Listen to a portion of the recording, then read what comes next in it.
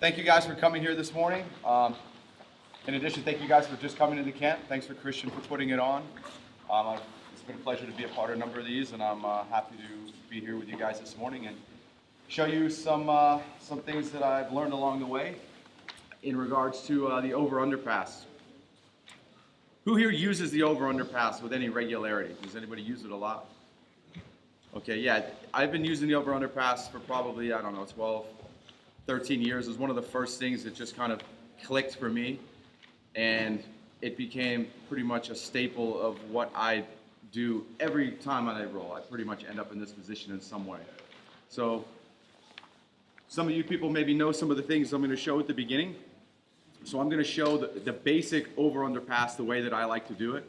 And then I think one of the biggest things that make or break people with the over-underpass is roadblocks that people throw at them in their defense and how to get around those. So we're going to go into the over-underpass. We're going to go into some common counters to people's defenses and how to get around that and how to finish the pass effectively. And the over-underpass seems like a simple sort of pass, and it is in a general sense, but there's a lot of layers to it. There's a lot of little things that are going on that maybe you don't really see initially. So we're going to discuss some of those, and it is super complicated, so we won't be able to cover everything. But at the end of it, we might have a little bit of a free time to ask specific questions if you have a problem that maybe we didn't cover. Okay? So the basic over-under pass, we're not going to cover a lot of entries into the pass. There's many ways to enter it, whether it's from half guard, whether you're already in half guard, whether you're on the feet and you just want to enter into the pass. We're not going to necessarily cover a lot of that today.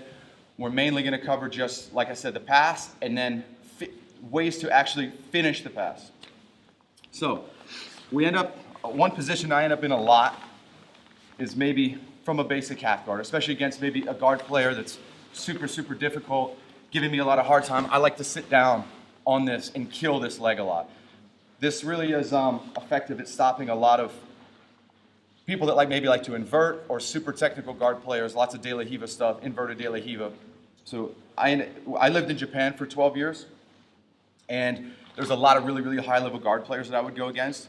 And this is maybe one of the reasons why this pass was so good for me, because I was able to shut down a lot of that, what they were doing, and I could get into my own stuff without having to be on the feet and, being in the whirlwind of people inverting, spinning in and out, de la Riva, all this different stuff. So I ended up here a lot in this position.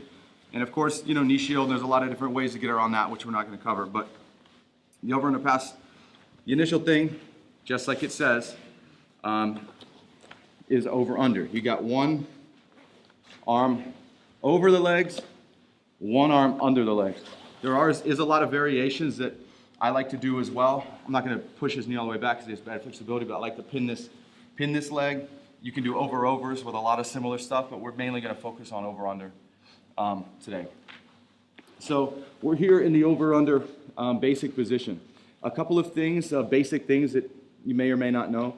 When it comes to the over-under pass, you really need to, the leg that you're under, okay, you really need to almost want to touch your chin to where your hand is. So initially, I like to get a grip. I guess before we get into that, I like to grip the belt. If the belt is maybe loose or unavailable, the pants is super awesome. And I like to really pull their hip up.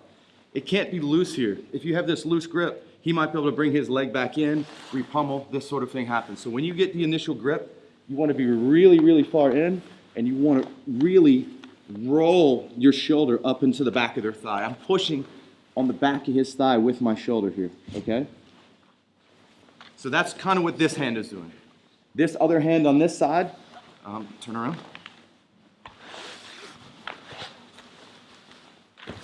This hand on this side, we're going to be over the leg.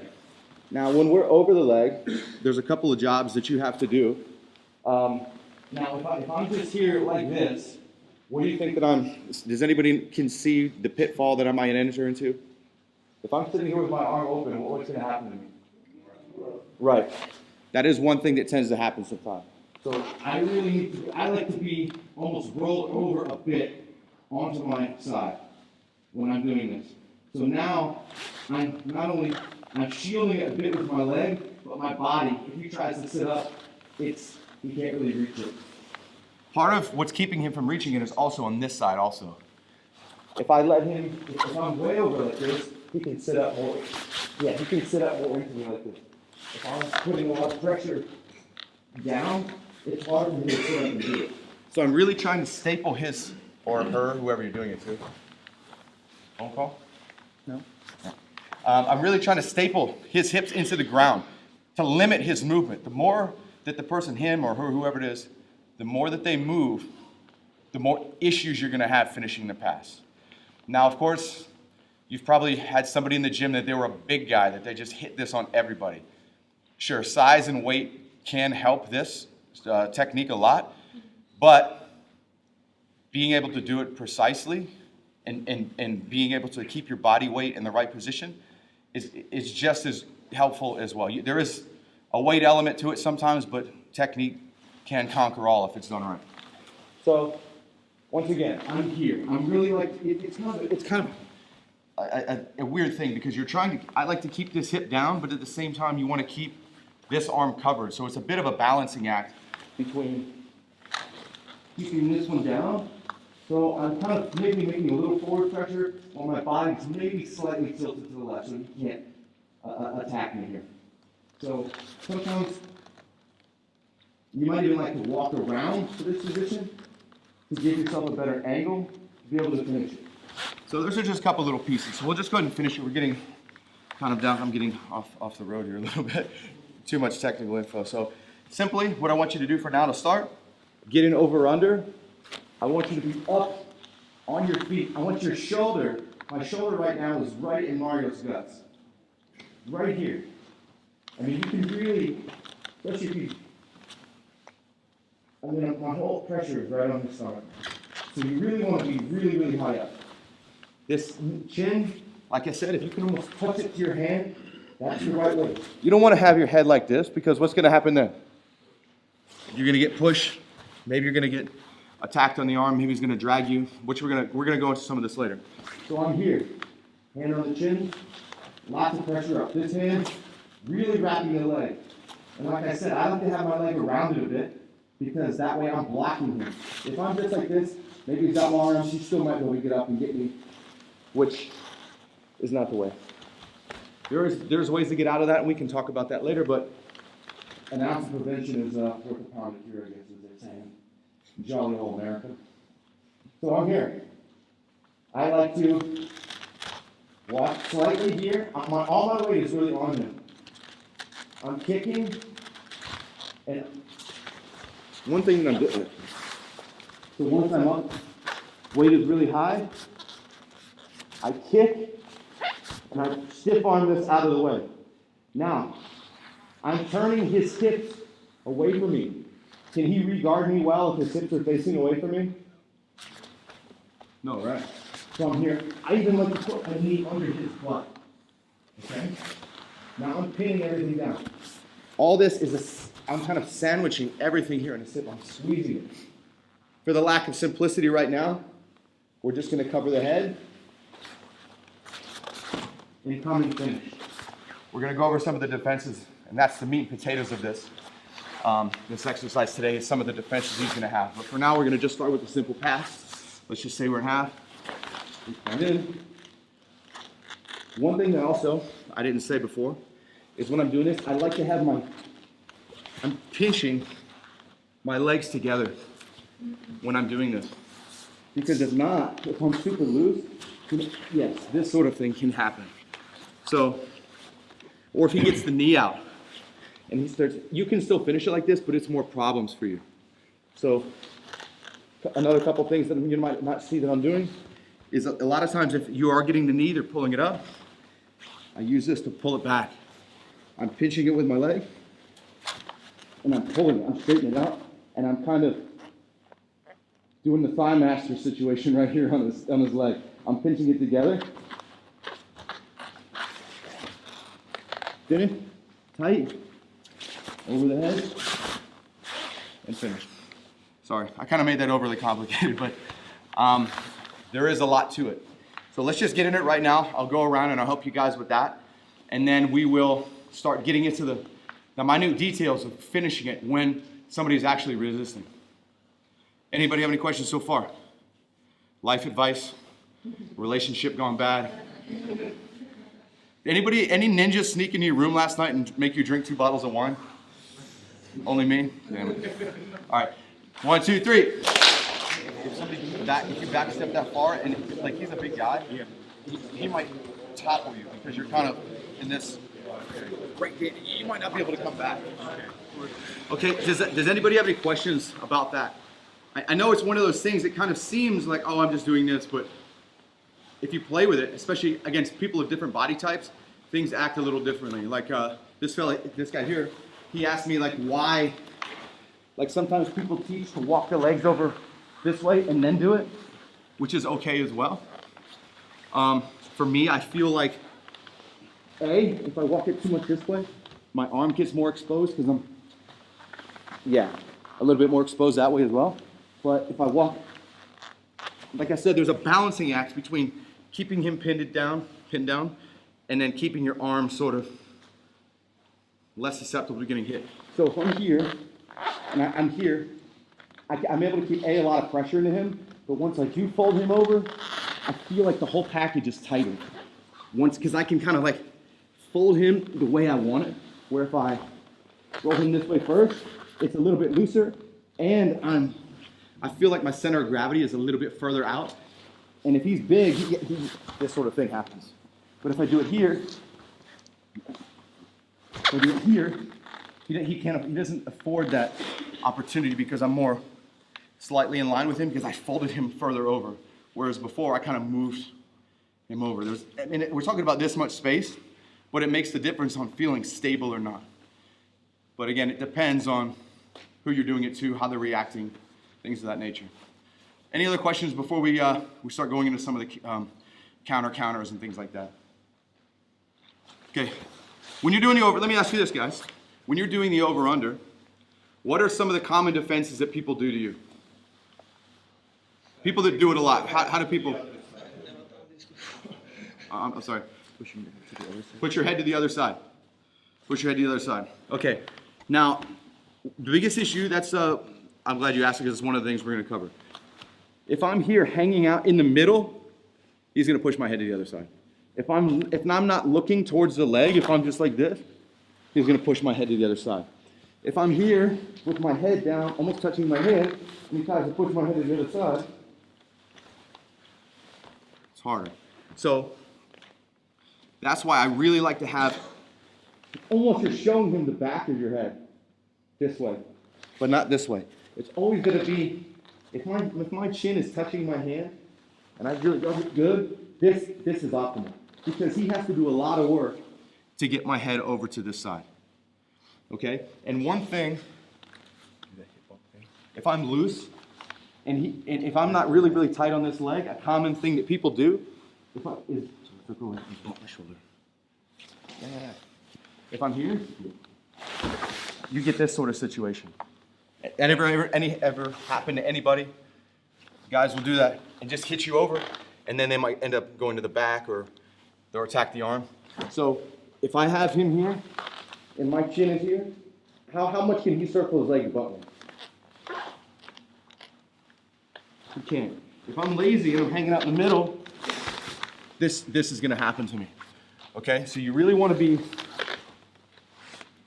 here. And listen, I will be honest. Over-under passing is not for pretty people. It really isn't. You're going to get your face ground off. I have photos, it's happened at least 3 or 4 times, where I have a photo of like a patch in my chin, like all the skin got just wiped off. So I look like the ass of one of those monkeys that have the red asses, but it's just my chin. It's just like a big red mark where my skin gets ripped off because of people trying to move your face across. So over-under passing there's a lot of finesse in it, but it can be gritty. It can be gritty. You're going to get a lot of resistance because people have nothing to do except Wing Chun your face, or they're trying to do everything to get out of it. So, yes, Yes, not for pretty people, obviously. So, okay, another thing which I think you encounter more, I think the simplistic way that people try to defend it sometimes is just pushing the head. But if you're in good position, it's less possible. Okay, so one more advanced thing, which another thing that I want you all to understand, if you're learning a class about over-under, it helps your bot, it helps you defending it as well, because things work, they work both ways, right? So one common defense that people do is they will grab this sleeve. They'll grab this sleeve here, okay? And before, so this is a very common thing. And this really works well, especially when you're really fighting hard to move to side control like this, because guys will either sit up and push you and re-guard you. It's a very common thing. Or they will. So if you're fighting too hard, you move the pass and you're like, this sort of thing happens. That ever happened to anybody? Yeah. They move to north-south with you and just roll you through because you have nothing to stop it.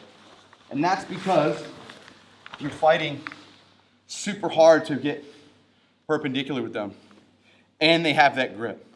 So a couple of things. A, we're gonna talk about dealing with that grip, and we're also gonna talk about finishing the pass here. What I showed before is very simple if he doesn't grab anything, like where I just grab the head and I move here. But if he's fighting me like this, I can't do that, because if I do this, I'm gonna get the sausage roll, the hot dog, or I don't know, something. I don't know what they even call it. Cinnamon roll. Cinnamon roll would be damn good right now. Anybody out there listening? Deliver it out here in the middle of nowhere. Okay, so first thing first. Let's say I pass. Now, if he's got this, and I'm fighting to go to perpendicular, I'm gonna get this. So one way that I really like to deal with this is, it seems like really simple, is I'll put my knee on it and pinch it down and just pull it out, okay? Now I can go to the head, I can finish. So I'm here. Maybe I feel that he's got it, and that's okay, because I'll still do what I do. I'm here. Hand on it. Finish. Here. Okay? So that's kind of a simple one. I want you to think about that. And also, at the same time, if you do have this, I want you to think about, if you can't break that grip, I want you to think about moving in line with him. Instead of going perpendicular, think about moving up in line, parallel with him. Okay? These are the two things that we're going to use to fight this. So for now, I just want you to practice this just a few times, because it's not a very complicated thing. We're here. We fold him. We put her. Sometimes it might be hard to find, because he's not going to have his arm open saying, hey, come break my grip for me. So he's going to have it pretty tight to his body sometimes. You might have to fish it out. But once you pin it under your shin, it's hard for him to defend it. Pull it out, grab, and finish.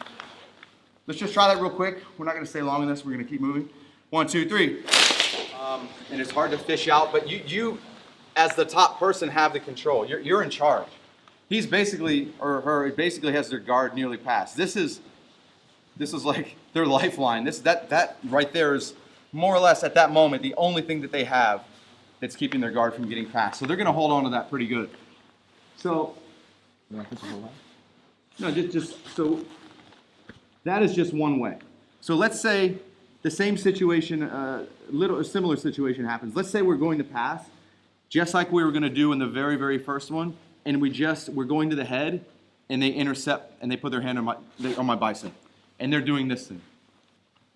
That ever happened to anybody doing an over-under pass? And you're like, and then maybe they push you all the way, sometimes they do, and then they re-guard, and yeah, this is bad. So, equally annoying. So we're here, we do everything. We're going to get the head, and they say, nope, I'm going to monkey paw you. And they're just like, sloth man, let me go. And you're stuck here. Okay, a couple of ways to do that. There's two ways that I like to get around this. One is maybe like a G.I. Joe character. Bring it back, rechamber, shoot it underneath. Right? I think it was a G.I. Joe guy. Maybe one of the dreadnoughts, those guys that lived in the water. I think it was one of those guys that did that. So I'm here. I'm going to get the head. And he goes, no. I'm like, damn it, what am I going to do? Oh yeah, G.I. Joe dreadnought. Now, this is even better actually, because I can start going to the back and doing all those other things. So, that's one way. We're here. Uh-oh. I like this shovel grip is good. Put a lot of pressure in. Here to the back, or, which, was anybody here last year? Has anybody ever seen my class like on the magic grip or any of that stuff? This kind of goes in. So when people do that, when they're riding the bicep, I like to circle it all the way over sometimes and go right into that position where I go to reverse case against army. So I want you to practice these two ways. First one, I showed you twice. I'll show you this other one again.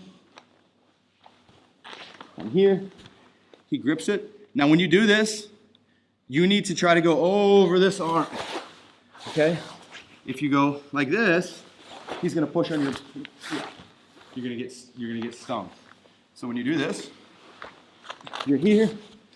He circles it.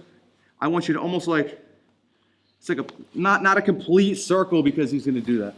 So I want you to just come here and punch through this way, and then I'm here in reverse case against Tommy. I can attack Kimuras and all the other fancy stuff that people learn from YouTube these days. Does anybody want to see one of those two things again? Do you understand it? One more time. Here. Slow motion style.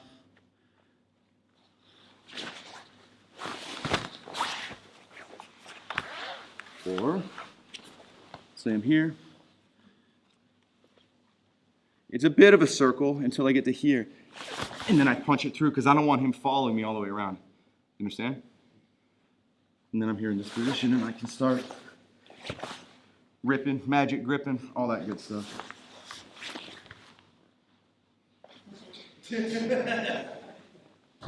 Questions from the crowd, the audience? Anybody? Give it a shot. But I want to just cover a couple of things here. Now, I'm not going to cover the pass and keep doing the same thing. We're in that position. We've already passed. He's doing this. Now, if you do this, I got to repeat this because some of you didn't, and it's not the easiest concept. When you do, it's not this big rainbow because then it becomes this. And he pushes the back of your thing and pulls out. And also, when you do it, if you feel like okay, first of all, it's a circle, and then it's a quick hip switch, all right? But if you feel like you're not gonna get over the arm and you're gonna end up here, but you're really far down on his hips, also he's just gonna push on the back here. It's the same thing is gonna happen, okay? I'm not saying that not having the arm in never works. It does, but you need to be up here. But you're not gonna be there switching from that position because his arm's gonna be inside, it's gonna be like this, and then you're in trouble, okay? So if you feel, you okay? Wardrobe malfunction? So if you feel like he's got a super death grip, or you're not gonna be, this is gonna happen, you're not gonna be able to punch it through, or something, you're gonna be here. Just like jiu-jitsu where we're feinting one thing to go to another. We showed the first one, we do the punch under, right? Now, if you feel like that, he's gonna do that, or he's just, you really feel like you can just go back to the first one. You don't have to do it. If you feel like he's protecting it really, really well underneath, do you mean like this? Like he's got his elbow and you can't go under. Now if you go up, go back to the first one. That might even be better in most cases because especially if you're not used to the switch, just practice like you're gonna do it and then fire it back in anyways. Does that make sense? Nothing, I mean, if you just do one technique over and over and over again, it might work against the greeter at the grocery store who doesn't know how to defend it. But anybody good is going to just keep stopping the same thing, right? So you have to be able to have a little trickery, like, oh, look at that shiny thing, and then put your hand back in there. So, we don't have a lot more time left. And like I said, I mean, we could literally go for 3 hours on just the nuances of defending this and different variations of this. But I wanted to show you just some of the basic things that I do that work every time that I train. Does it work against everybody every time? No, nothing does. There's no perfect solution for everybody. That's why people lose and things happen. But it really, if you are good with the mechanics, and once again, it takes time to know where the right place is. And somebody asked me a question like, what if the guy has super long legs? I've had many a times. Not, well, medium-sized legs for you, but so sometimes the guy just is catching you. You can't get it. Somebody asked me like, how do I do it? His legs aren't so bad, but sometimes if there's a huge leg disparity, you might have to move down a half, 3 centimeters, and it makes all the difference. If I'm here, if I'm way up in his stomach, and like he just kept catching me, or maybe I can't make the angle to turn over, I might slide back just a hair. And it makes a bit of a difference. So depending on who you're doing it to, changes it a bit sometimes. Now that can be mitigated with what I just showed, where I'm switching.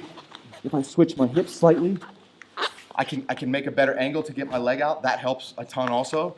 But sometimes you need a little bit of both to make it work. So I hope that you guys have a better understanding of the position. I'll be here all week, of course, and if you have questions about it or want to see different variations, I'm super happy to help. But just for the last couple minutes, if anybody has a question or two or any other thing that you want me to cover real quick, I'll do it. Otherwise, we'll wrap it up here in a second. Does anybody have any questions? Or it doesn't even have to be what we showed, but just anything in this. You guys are all over-under experts. Not a question at all. Yeah, sure. I have some problems with guys grabbing the elbow of the underhand and stretching the leg for leverage and creating space that way. So they're grabbing this, and what are they doing? And then stretch their leg to create space. Push it down like this? They're just straightening it out, you mean? Like this? Yeah, and try to off-balance you that way. If they can get lifted your elbow up. Oh, you mean if they can make space and then kick me back over? Yeah, basically it's just... Show me on him real quick. Probably then you're going to stop people step. We're going to see how good he is at it, right? Yeah, if they can just lift this a little bit and then use this to Okay. Off balance you or create Yeah, sure, space. sure. I think that maybe guys aren't. When I like to do this, like I said, if your arm is a bit out, but if I have everything tight like this and he grabs my elbow, he can't really pull open so much. If it's sort of like this and he can grab it, this is more difficult. But if I really have it here and hold my arm, I'm on his hip, all my weight and everything is down on him. He can't pull it. I think you got to be rolling up a little bit. If you're just looser, it's easier to do that. I think you got to be just up. And now if he grabs my elbow, everything is anchored into the hip. Pull as hard as you can. I mean, yeah. So I think you just need to bring everything inside a bit more in that situation. Thanks. Anything else? Yes, sir? How do you get there if somebody is having like a good knee shield? A good knee shield? Easy. My favorite place to deal with it from. So, like some, this knee shield. you mean like this?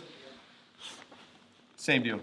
If I grab a guy, let's say here, and I really try to push his knee down, what do people do? They try to open it back up, right? So he's going to make space to try to open it up, and I'll dive back in. So it's kind of one of those push-pull sort of reaction sort of things. I try to make space down, so he wants to bring it up. That gives me the highway to hell, I guess. So yeah. So it once again, not everything works in every situation, but in a general sense, if I'm knee shielded, sometimes I'll even get like this thing because most people want a medium knee shield. So So I'll push on it. He tries to bring it up. If I can get inside, he's already in bad shape. Now, if he starts bringing it in like this, I gotta be quick. I gotta be down inside on the thing. So just practice. I would say if you really want to get better at that position, have some of your friends say, let's start in this position and just keep doing it.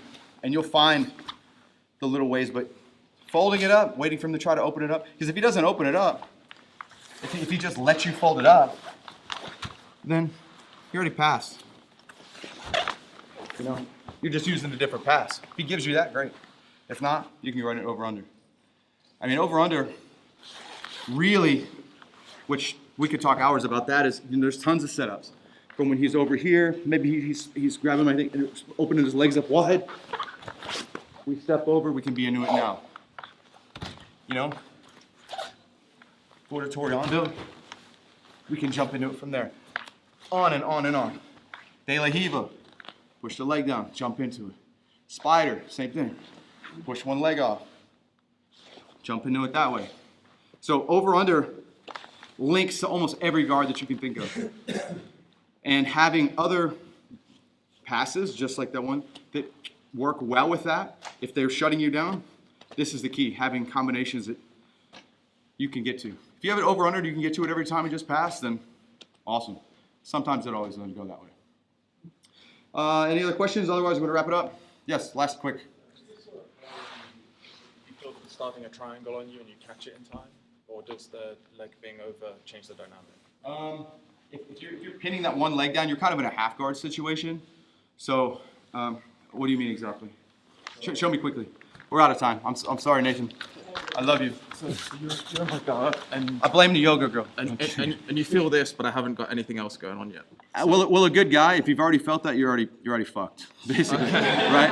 If you got a good triangle, if that happens. Now, there are different passes where guys are trying to do that. I'm sure you've seen these type of things. Yeah. You know, you can go back to over under or, you know, stack passes and stuff. In that sort of situation it is, but if you're already in a triangle, you've already been fucked up. You know, you're already done. Okay. Against somebody that's good, once it's gone, you're done. So thank you guys very much. That's it. I'll be here all week. Thank you.